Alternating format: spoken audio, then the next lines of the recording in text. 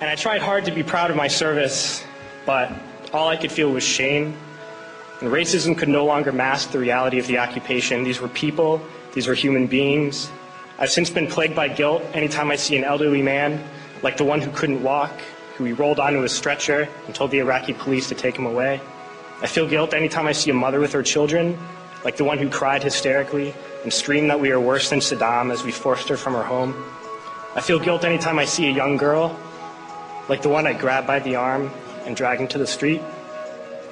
We were told we were fighting terrorists.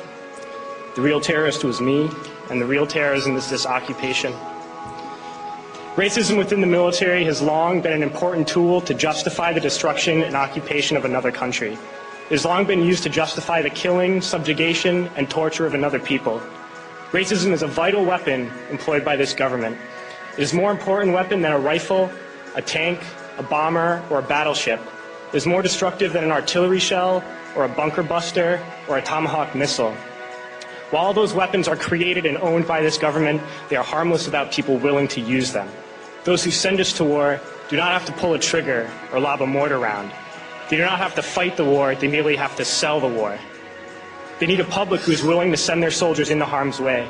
They need soldiers who are willing to kill and be killed without question. They can spend millions on a single bomb, but that bomb only becomes a weapon when the ranks of the military are willing to follow orders to use it. They can send every last soldier anywhere on earth, but there will only be a war if soldiers are willing to fight.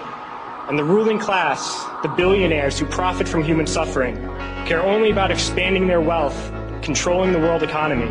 Understand that their power lies only in their ability to convince us that war, oppression, and exploitation is in our interest. They understand that their wealth is dependent on their ability to convince the working class to die to control the market of another country. And convincing us to kill and die is based on their ability to make us think that we are somehow superior. Soldiers, sailors, Marines, airmen have nothing to gain from this occupation.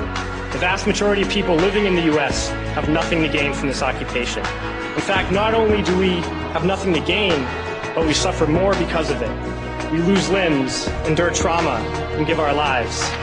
Our families have to watch flag-draped coffins lowered into the earth. Millions in this country without health care, jobs, or access to education must watch this government squander over $450 million a day on this occupation.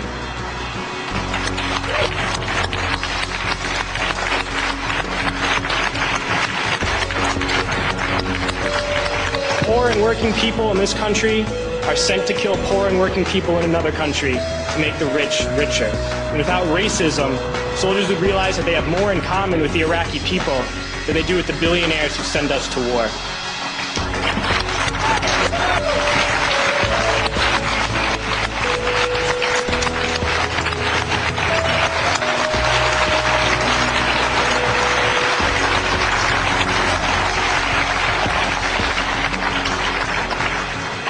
I threw families onto the street in Iraq, only to come home and find families thrown onto the street in this country, in this tragic and unnecessary foreclosure crisis. We need to wake up and realize that our real enemies are not in some distant land.